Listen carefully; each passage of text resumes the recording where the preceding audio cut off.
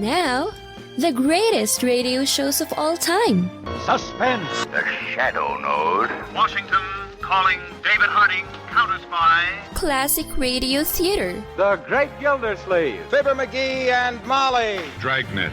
Gunsmoke. The Lone Ranger. Now, step back into our time machine with your host, Wyatt Cox. Good evening, friends of the Inner Sanctum.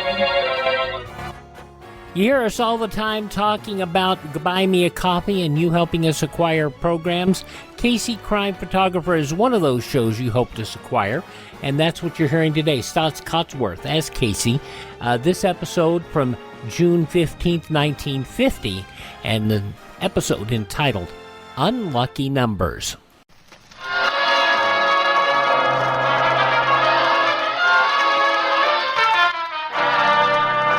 Good evening.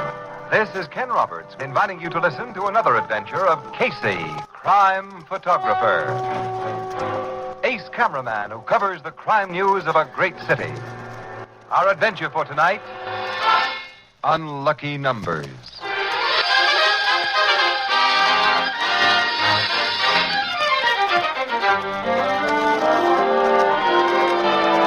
Afternoon at the Blue Note Cafe, and Casey and Ethelbert are discussing a very delicate situation.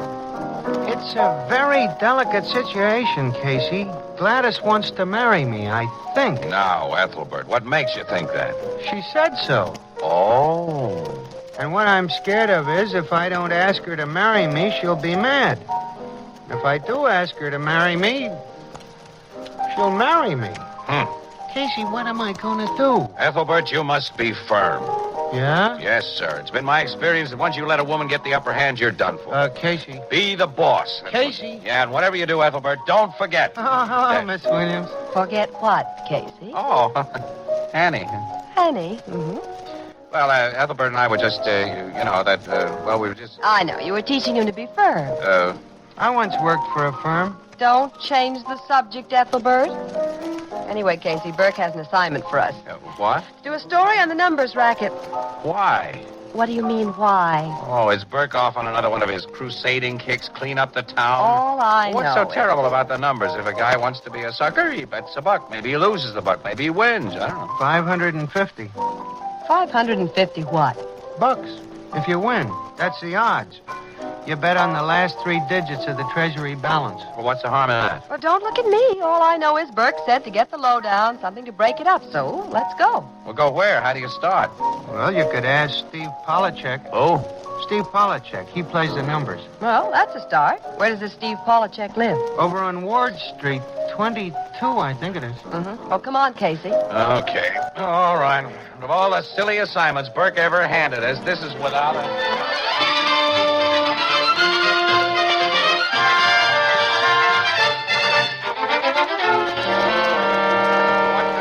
fertile brain decide to get a story that'll break up the numbers racket. Of all the silly assignments to send us on, this is without a doubt. Well, this is where I came in. What? Ring the bell again. Oh, well, I did. It looks like Polachek's not home. Yes? Oh, hello. We're looking for Mr. Steve Polachek. Does he live here? It's no home yet. Soon, maybe. You like come in and wait? Well, thank you. Thanks very much. Steve's mother. You are friends with him? No, we're just here about the numbers game. Numbers?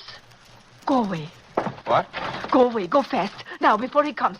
Go away. Go away. Go away.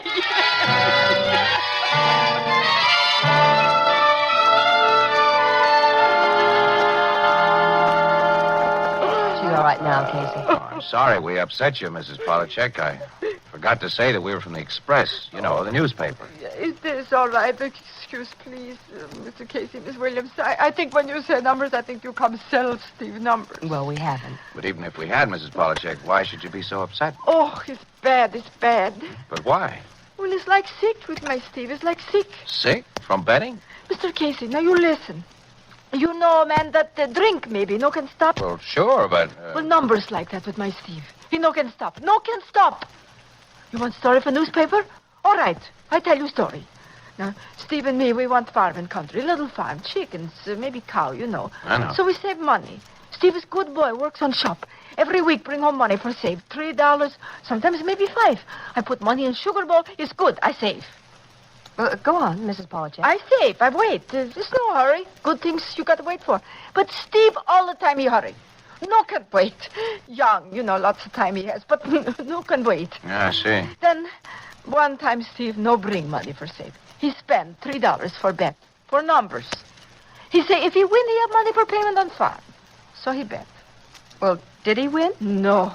He no win that week, so he bet money next week, and he no win, and next week, and next, and next, and next, and he no win, never. Oh, that's bad. Every week he spend money for bet, more and more.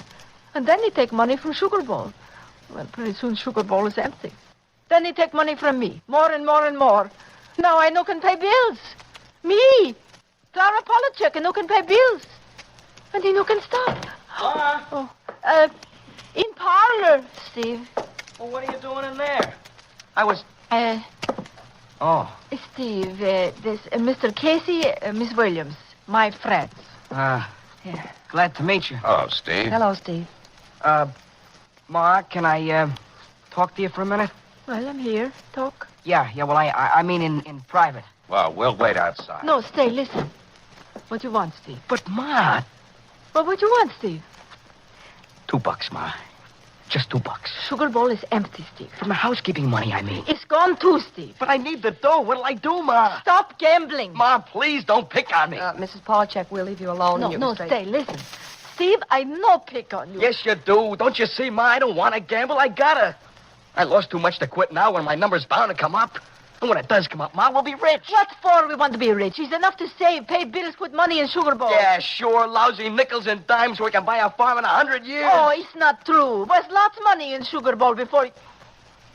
Before what? Well, go ahead and say it. Before I swipe the money to gamble. That's what you was going to say, huh? Stevie, please. Before I rob the Sugar Bowl, before I swipe the money. Stevie, I no blame you. You can't talk about nothing else but your lousy Sugar Bowl. Stevie. Lousy old Sugar Bowl with a lousy old crack in it. All empty. Look at it, all empty. And I don't care, you hear me, Ma? I don't care. I don't care about your lousy old Sugar Bowl. Oh, Ma, help me. Somebody help me. Steve. Oh, Ma, I can't stop. It's like being drunk or crazy. Every week I get my dough and I say, this time I'll bring it home to Ma, all of it. Then that guy comes along with his lousy numbers and I can't stop. Those numbers guys, Ma, I wish they was all dead. So do I, Steve. So do I.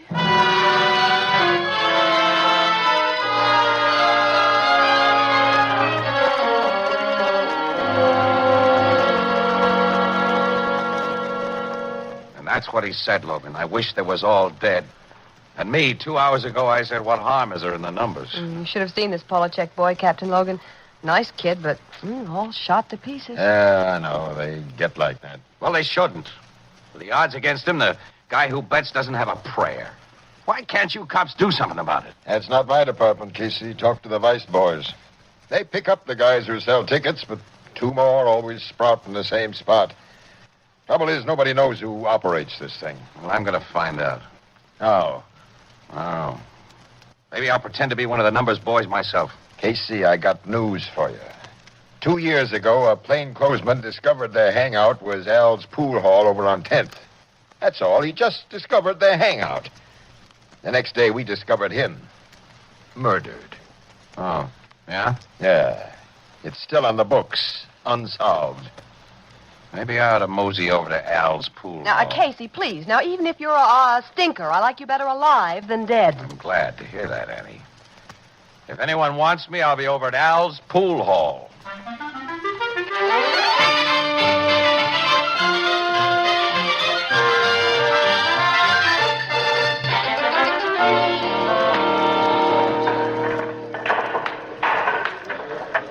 That's a nice pool hall Al's got here, huh? Yeah. Nice tables. Yeah. You're new. I ain't seen you before. I'm new. None of the boys, they ain't seen you before. Well, I'm new. Numbers? Huh? Work for Andy? Uh-huh. Southside? That's right. Andy don't operate on the south side. He does now. What do you mean? He started this morning. You mean he's taking over the Reed territory? Figure it out yourself. Well, it's good news. I'm glad to hear it. They call me Whitey. Like a game of pool? Sure. They call me Duke. Reason I cased you first off, we gotta be careful. Sure. Yeah, I'll break. One ball in the side pocket. Sure.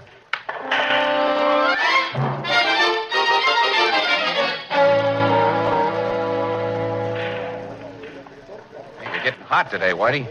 7 in a corner. How's the numbers going, Whitey? Fair. Collected nearly 3 G's this week with no hits. Didn't have to pay out a cent, huh? Not one. 8 ball on the side. But we gotta operate careful. Sure. The newspapers are getting after us. Sure. Yeah. This guy Casey over at the Express, him and a reporter named Williams. See the stories they're writing up? Sure. That guy Casey's gonna wake up some morning and find himself dead, you know? Sure.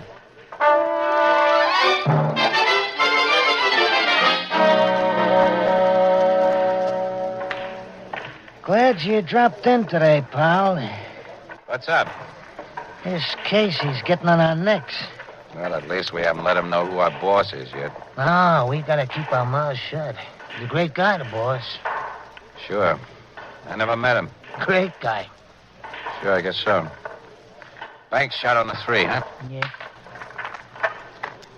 He never comes around here, does he? The boss in a crumb bum joint like this? Don't be funny. Arthur Matheson is a gentleman.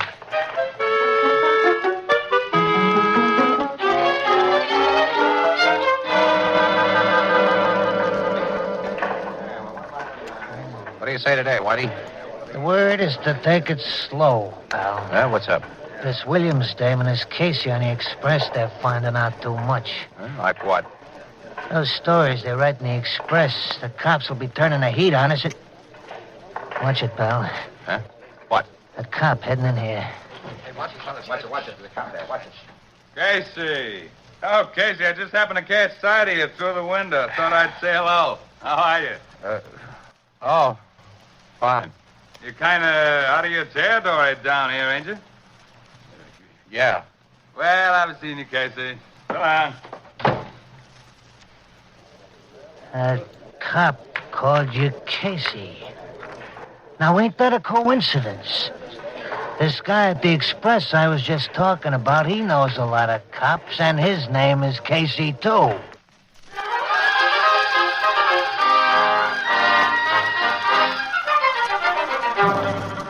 Casey, huh? Could it be you're the same Casey as that louse on the Express? What do you think, Whitey? I think you are. What do you think I got in this pocket? A handkerchief? Why, you... This is that newspaper photographer Casey, boys. Don't move, Whitey. Don't move, anybody. I'm getting out of here. You, get away from that door. You, too. It's better. So long, boys. See you later. June 15th, 1950. Casey, crime photographer on Classic Radio Theater with Wyatt Cox. Hey gang, just a note to let you know that we've notified all of our radio stations that our final episode of Classic Radio Theater with Wyatt Cox will be broadcast on all of our radio stations on June 30th of 2023. It is not something of your radio station. It's not because you haven't been responsive. It's because my doctors have said I need to take time off, and I need to take a significant time off.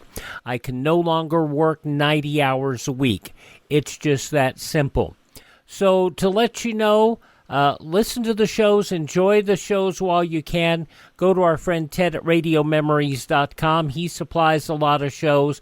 And go to our webpage at classicradio.stream and learn how you can build your own classic radio collection. But again, June 30th will end Classic Radio Theater with Wyatt Cox. Classic Radio Theater with Wyatt Cox. More of Staats Cotsworth as Casey crime photographer. This episode from June 15th, 1950.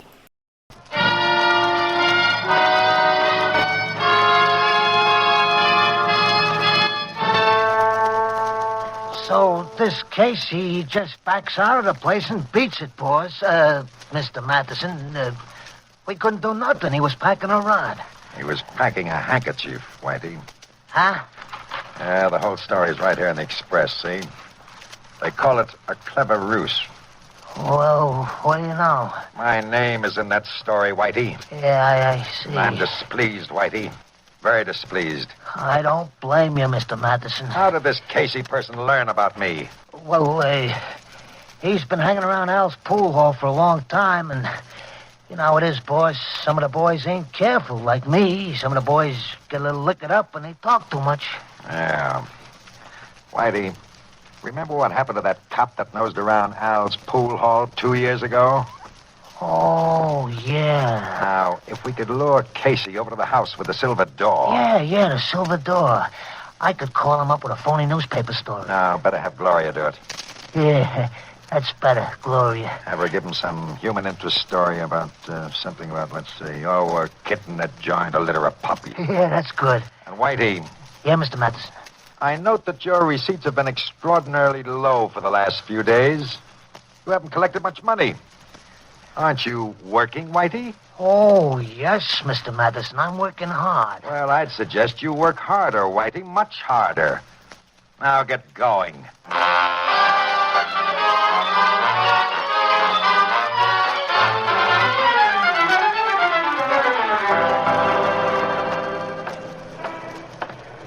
Hello, Steve. What? You? Leave me alone, will you, Whitey? How much you want to bet tonight, Steve? I tell you, leave me alone. Just leave me alone. How about that little farm your mother was planning on, Steve? All you got to do is call the numbers right just once, and it's yours. Cut it out, Whitey. Please cut it out. I'm taking my pay envelope home tonight, you understand? Sure, but you're due for a break, Steve. And $20 will pay you $9,000 if you hit it. I thought you guys was going to be stopped. $9,000, Steve. There's your farm. What do you say, bet 20? Okay, $20 on the same number. But this is the last time you're going to make me open my pay envelope. That guy in the paper, that Casey, he'll get you guys, the whole pack of you. I'll tell you a secret, Steve. Casey's through. The boys at the Silver Door are going to take care of him. Permanent.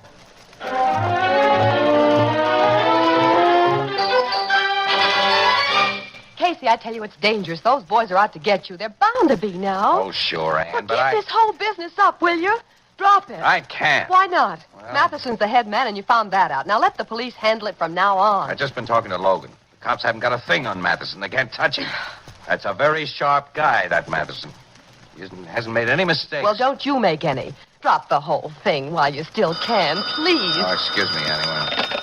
Photography, Casey talking. Yeah? Oh, where? Wait a minute. 926. Okay. Oh, thank you very much.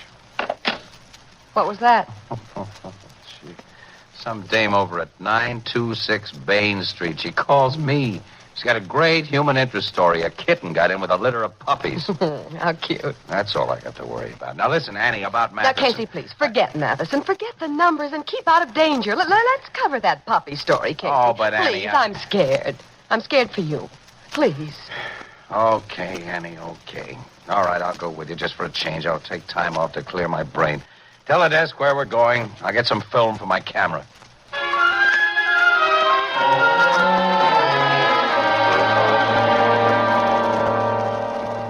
Quite sure everything is taken care of, Whitey? Don't worry, boss. Casey, you'll be here. Gloria phoned him with that puppy story like you suggested. Mr. Matheson. What? That's him. That's Casey getting out of that car just across the street. Oh. Hey, he's got some dame with him. Now, don't get excited, Whitey. Remember what we planned. Let them come up the walk and ring the doorbell. Well, what about the dame? Well, a lady must suffer sometimes for the company she keeps. Okay. Now, remember, Whitey, let him climb the porch step, let him ring the doorbell, and then we'll deal with Mr. Casey.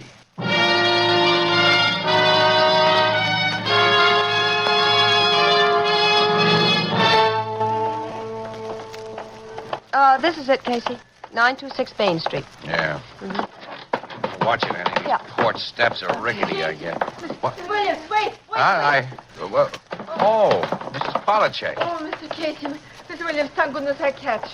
What's the matter, Mrs. Polachek? I telephone you paper. They say you come here, so I come. Oh, what for? To warn. Warn? What about? It's danger. Mr. Casey, man on numbers, he mad at you. Well, that's old news, Mrs. Polachek, but thank you. Oh, no, wait, listen. My Stevie tell me what man say. What man? Name is Whitey, no? Yeah, Whitey, what'd he say? Oh, something about silver door. Somebody by silver door gonna hurt you. How you say, gonna get you. Casey. Easy, Annie. Silver door. You know what that is?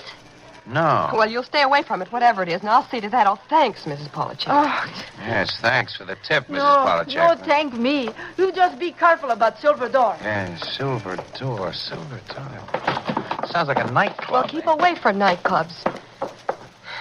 Gee. Casey, ring the bell. Oh, okay, I was just thinking about Anne. What? The door. What door? This one, right here. Casey. A house with a silver door. Come on, Anne, we're getting out of here fast. Think they saw us? I don't know. Quick, get in the car. Yeah. June 15th, 1950, Casey Crime Photographer here on Classic Radio Theater with Wyatt Cox. The conclusion follows these very important messages from your favorite radio station. Thank them too, won't you please?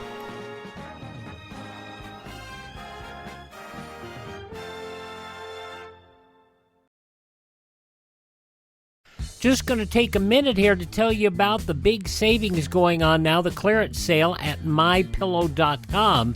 And you know, I've talked about how in my office I have a pair of my slippers, and they're really comfortable, and they're on clearance right now. The mypillow.com slippers, $25 a pair, limit 10. And I would buy 3 or 4 more pairs. Unfortunately, they're out of my size. They also have sheets, pillowcases, clothing items, all on special right now. Go to mypillow.com, click on the clearance tab at the top of the page, use my promo code Wyatt, or call 1-800-928-4715. Limited sizes remaining in the MyPillow slippers, limited colors on other items. mypillow.com, clearance tab, promo code Wyatt, 1-800-928-4715.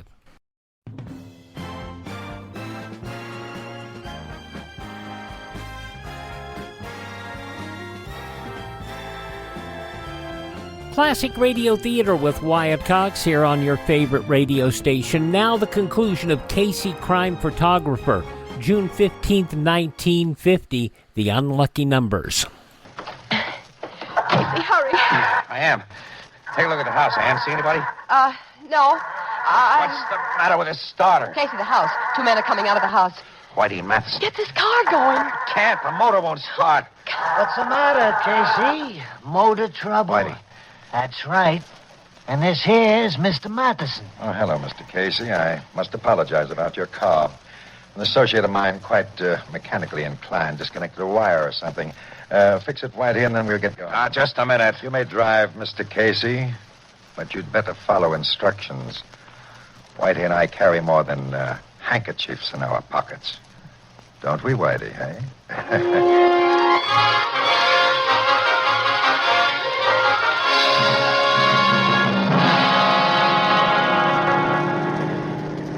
Take your next left, Mr. Casey, please. You're not going to get away with this, Madison. Why not? Because the cops know I tied you up to the numbers racket. Go on. Well, if anything happens to Casey or me, the police will know you're responsible. Not if anything happens, Miss Williams. What do you mean? The police might very well suspect me in a crude case of murder, say, shooting or knifing. But if Mr. Casey happened to drive this car off a cliff... I'm not likely to drive it off a cliff. Oh, yes, you are, Mr. Casey. Very likely. In fact, you're going to. No one will ever prove you were knocked out ahead of time, and there will be a smell of liquor about you and Miss Williams. Just an unfortunate case of drunken driving. Accidental death. Gee, boss, you think of everything. Well, I try to, Whitey, I try. Keep straight ahead, please, Mr. Casey. Never make a mistake, do you, Mathis? That's what they say. Well, you just made one now. No, you just did. I said keep straight ahead. I decided not to. Hey, boss, he's going kind of fast. I'm going to go a good deal faster. Casey, look out. There's a red light. There was a red light. Casey, you seem to forget I have a gun and I'll use it if I have to. I'm driving, Matheson. We're doing 70 right now. Shoot me and we'll all wind up dead. Hey, boss, it's the cops. What do we do? Casey, look out! Boss, I'll grab the wheel. You keep him covered. Get away, you fool. Give me that wheel. Whitey, cut it.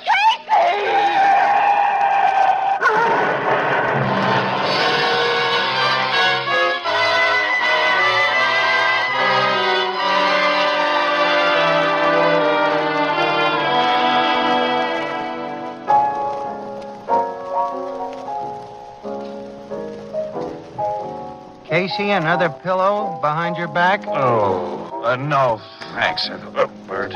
Miss Williams, another pillow under your... No thanks, Ethelbert. Gee, you two look terrible.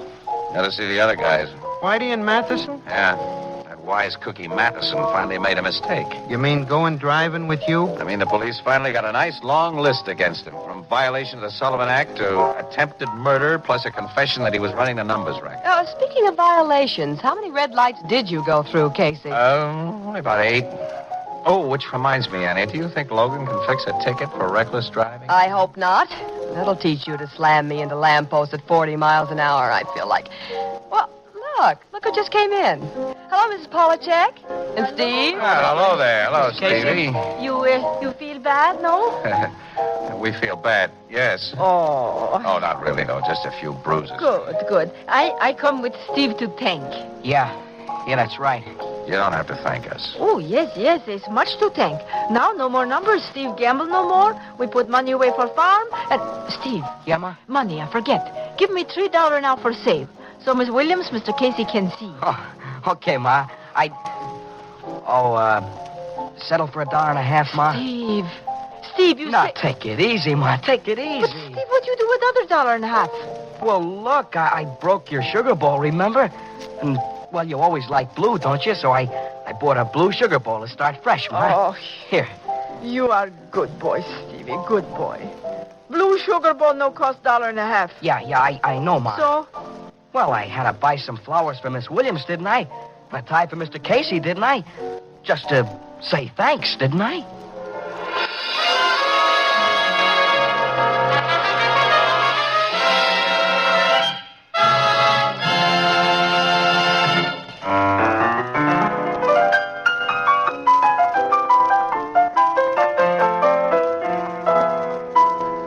Tonight's adventure was written by Alonzo Dean Cole. Staats Cotsworth played the part of Casey, Jan Miner was Anne, and John Gibson was Ethelbert. Next week, another adventure of Casey, crime photographer. June 15th, 1950, Casey, crime photographer on Classic Radio Theater with Wyatt Cox.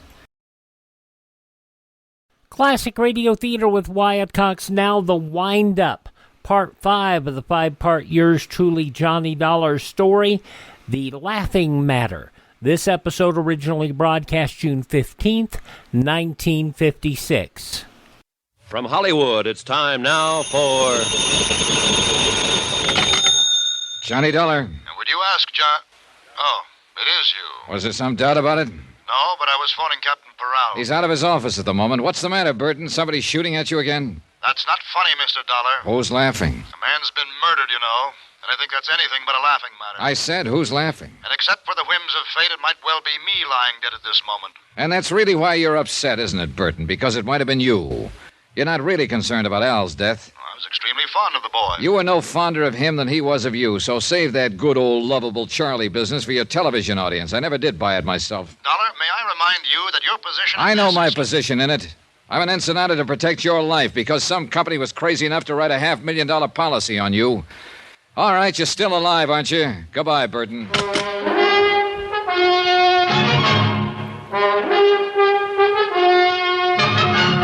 Tonight and every weekday night, Bob Bailey in the transcribed adventures of the man with the action-packed expense account, America's fabulous freelance insurance investigator. Yours truly, Johnny Dollar.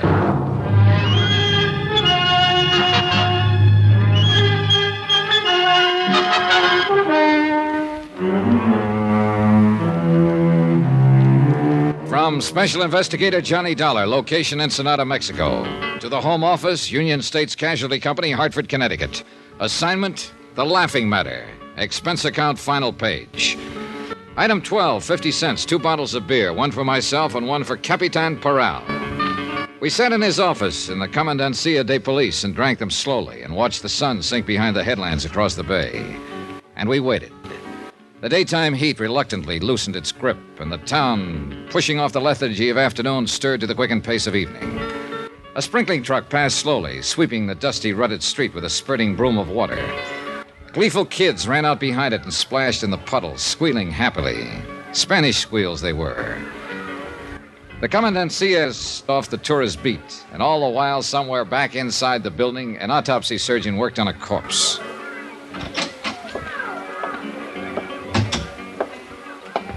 Bueno, señor. Ya está listo.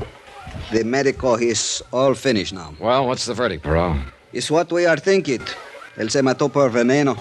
He was, how you say, poison. What kind of poison? Él dice cianura. How you call it? Cyanide? Si, señor, cyanide. And he say also are very much cyanide in this bottle which you has give to me. Yeah, I thought it smelled like it. Al drank a glass and a half out of it and then dropped dead right in front of the camera. And you are saying the wrong man has drunk it? The wrong one is get killed, no? That's right. Charlie Burton was supposed to play that role himself. But this morning at breakfast, he agreed to let Al have the part. I was there, I heard it. So if he was not do that, he is one who will be dead now. Sure, Charlie Burton himself.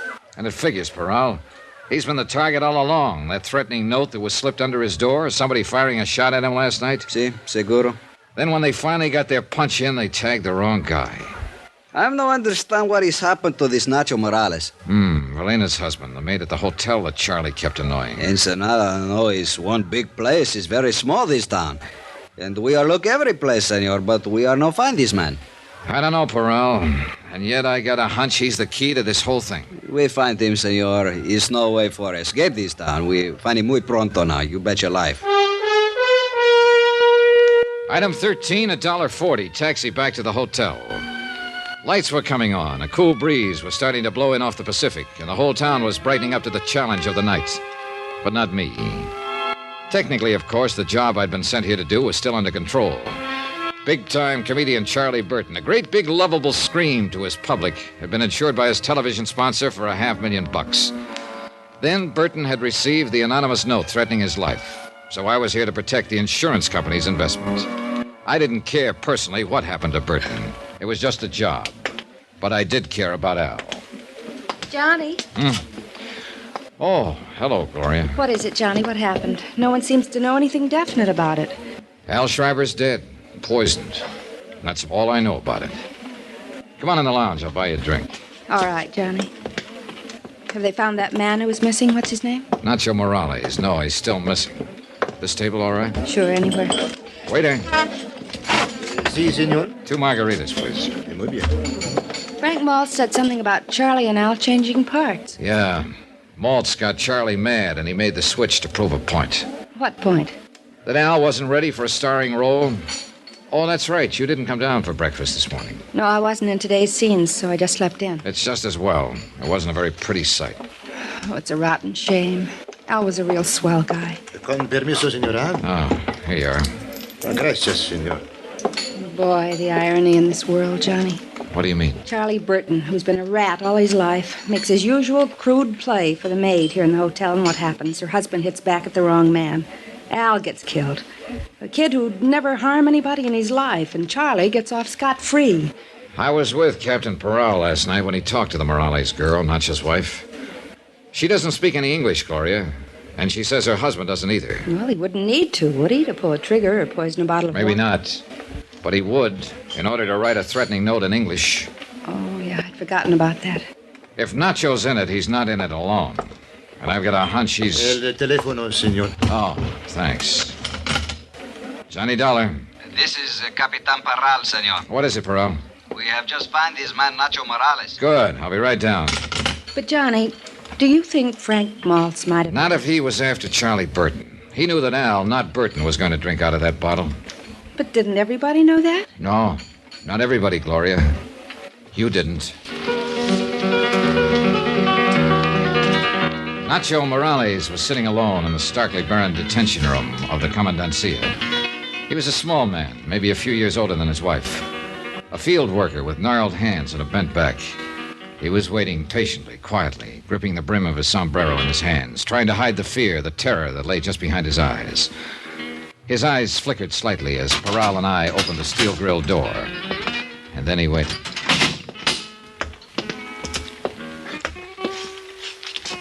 Buenos días, hombre. Buenos días, capitán. Tú eres Nacho Morales, ¿es verdad? Sí, señor. ¿Y eres tu esposa de Evelina Morales? Sí, señor. ¿Cómo pasó la noche, hombre? Pues, Blocked off by the barrier of language, I watched while Parral questioned him, stopping now and then to translate. En la barca de pesca. Then Parral asked the question that started the avalanche. Es la pura verdad, señor. Dígame una cosa. ¿Por qué tú trataste de matar al señor anoche? Why did you try to kill that man last night?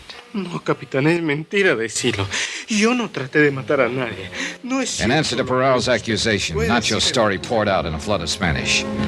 And as I stood there listening to it translated, I began to feel sick inside. I'd been blind. All the facts were there, all the evidence, and I'd still failed to spot the play. Nacho's story was the key, it fit, and I knew he was telling the truth. He'd been hiding out on a friend's fishing boat since the night before. He knew he'd be accused. Because he had been at the hotel when the shot was fired through Burton's window. He was hiding in the shrubbery by the terrace, and he'd seen the whole thing. The shot had been fired by Charlie Burton himself.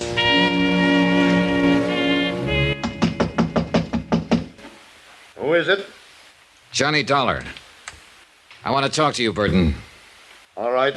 Just a minute.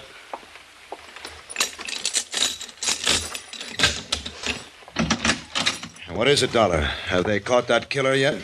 Nacho Morales, you mean? Yeah. Parral picked him up about an hour ago. I just came from there. Has he confessed? No, he hasn't. They ought to beat it out of him. That's the only way to make that kind talk. It is, huh? Sit down, Burton. I think you're due for a shock. What are you talking about? Nacho didn't try to kill you. Well, then who did? Nobody. Are you crazy? What about Al Shriver? I suppose he's not even dead. Oh, he's dead, all right. You ought to know. You killed him. That was your whole plan, wasn't it, Burton? To kill Al Shriver and get away with it. Everything else was a preliminary build-up. Oh, that's very funny. You ought to be on television. Well, there's going to be an opening soon. You wrote that threatening letter yourself. What? And then tore it up after Maltz had seen it so it couldn't be traced back to you. Well, you get better all the time. You fired that shot through your window from the terrace there. More build-up. Then you made your play, that phony argument this morning. Oh, really? Switching Dollar. parts with Al, putting him on the spot, making it look as though somebody had tried to poison you and missed. It was fairly clever, Burton, but you're still going to be tagged for it. Does Parral know all this? Why don't you ask him? I'll be glad to step... All right, Dollar. Don't move. Get your hands up now. Real slow. Is that the same gun you used last night? You're wrong, you know. I'm not going to be tagged. Relax, Burton. There's no capital punishment in Mexico. You can star in all the prison shows. You're too smart, Dollar. You're like Al. And you know what happened when he got too smart. You will drop this gun, senor. Parral. I started to tell you I'd be glad to call him that he was listening out there on the terrace. He's gone. You drop quick. No. Look out, Parral!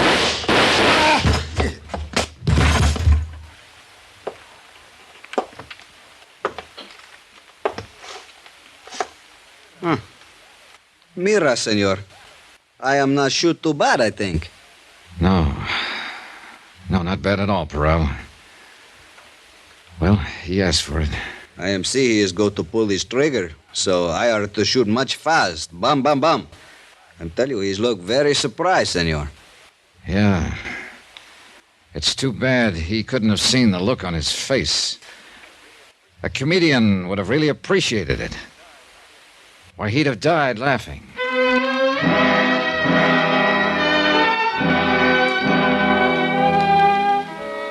Item 14, $462.30. Hotel and miscellaneous in Ensenada and transportation back to Hartford. Expense account total, $791.55. End of account, end of report. Remarks? Ray policy on the life of Charles Z. Burton, deceased. Refer clause 34, subparagraph C, quote. If the insured dies while committing a felony, This policy is null and void. Unquote. The Superior Court of Baja California rules that Burton was shot while resisting arrest and committing an assault with a deadly weapon. So you can keep your $500,000. Yours truly, Johnny Dollar.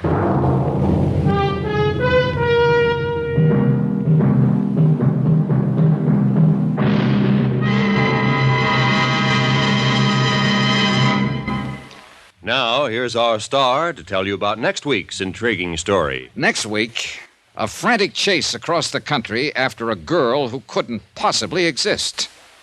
Then suddenly turned up. Join us, won't you? Yours truly, Johnny Dollar.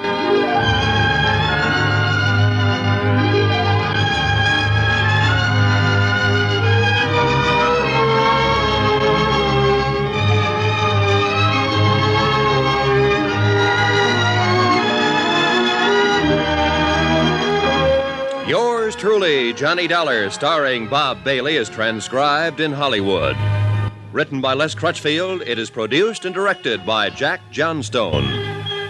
Heard in this week's cast were Virginia Gregg, John Daner, Lucille Meredith, Lawrence Dobkin, Gil Stratton, Harry Bartell, and Don Diamond. Musical supervision by Amerigo Marino and Carl Fortina. Be sure to join us on Monday night, same time and station, for another exciting story of yours truly, Johnny Dollar. This is Roy Rowan speaking.